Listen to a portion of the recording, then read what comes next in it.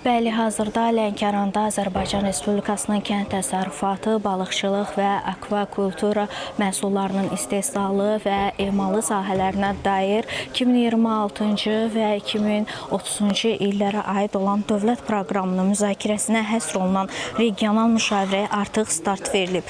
Tədbirdə aidiyyatı dövlət qurumlarının nümayəndələri, həmçinin Lənkəran, Masallı, Astara, Lirik, Cəlilabad, Yardımlı rayonlarından fermer və sahibkarlar da iştirak edirlər.